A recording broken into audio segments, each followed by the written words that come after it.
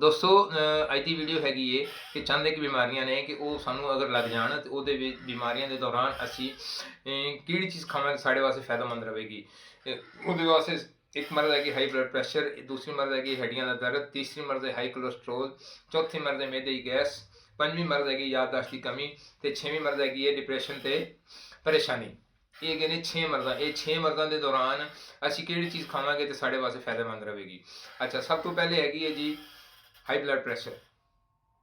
High blood pressure के दौरान असी अदरक खावांगे तो साडा जिहड़ा हाई ब्लड प्रैशर है वो थले आना शुरू हो जाएगा, डिक्रीज़ होना शुरू हो जाएगा। इनक्रीज़ होंदा है बधना तो डिक्रीज़ होना थले आना। असी हाई ब्लड प्रैशर के दौरान अदरक खावांगे तो साडा ब्लड प्रैशर नूं कुदरती तौर पर नेचुरली तौर पर थले लैके आ जाएगी, सानूं दवाई नहीं खानी पेगी। अच्छा, अगे आ गया जी हड्डियां का दर्द।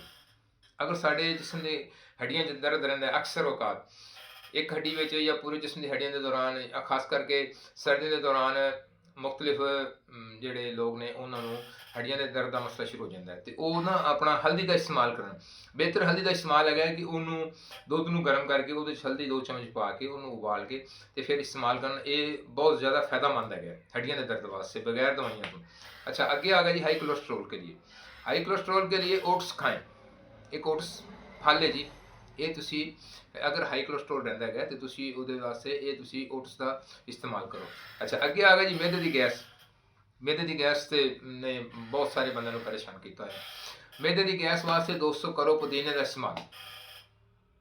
मैदे वास्ते, मैदे की गैस वास्ते, मैदे को ठीक रखने वास्ते पुदीने का इस्तेमाल करो। पुदीने का इस्तेमाल बहुत सारिया बीमारियों तो निजात दिलाता है। अगर बंदे का मैदा ठीक है तो जिसम के बाकी सारे अजाब, बाकी सारे सिस्टम, बाकी सारे पार्ट्स ठीक ने। लेकिन अगर मैदा नहीं ठीक तो फिर बहुत ज़्यादा बीमारियां साढ़े नाल मुंसलिक ने, साढ़े नाल जुड़िया हुई ने। अगे आ गया याददाश्त की कमी। अगर साढ़े किसी भी बहन भरा या किसी भी अजीज दोस्त रिश्तेदार को अगर याददाश्त की कमी का मसला है कि उन्होंने कोई भी चीज़ याद नहीं रहती, भुल जाती। सुबह का ये नहीं पता कि मैं कि नाश्ते खाया सी, की कम किया, किधर जाना सी, किधर नहीं जाना। शाम का नहीं पता, दोपहर का नहीं पता, कल का नहीं पता, 2 दिन का नहीं पता। वो वास्ते मैं सुजैसट कराँगा कि ब्लूबेरीज, एक फल है ब्लूबेरीज, वो इस्तेमाल करें। अच्छा, अगे आखिर ते आ गया जी डिप्रैशन ते परेशानी। तो डिप्रैशन ते परेशानी ते बहुत बड़ा बड़ा मसला है।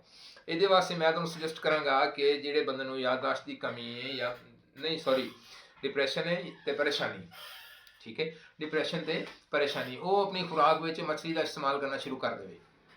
जी उनकी खुराक है रोज़मर्रा की, वो वास्ते मछली का इस्तेमाल कर दे।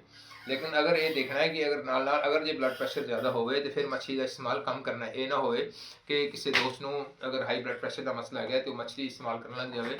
मछली ज़्यादा इस्तेमाल करेगा तो फिर उसका जो ब्लड प्रैशर है वो हाई होना शुरू हो जाएगा। जी हाँ, हाई है तो उन्होंने ज़्यादा करेगा, अगर कम है तो उन्होंने ज़्यादा करना शुरू कर देगा। तो दोस्तों इस वास्ते मछली का इस्तेमाल करना है, ब्लड प्रैशर चेक करवा के अगर किसी बंदे का बढ़ता है तो फिर वो थोड़ी उसकी मिकदार मछली की कम रखे। दोस्तों ऐसी अज की वीडियो मैं उम्मीद करता हूँ कि ये वीडियो अज की तुहानूं बहुत अच्छी लगेगी। दोस्तों खुशियां वंडो, खुश रहो तो अपने आसे पासे के लोगों का बड़ा खास ख्याल रखो।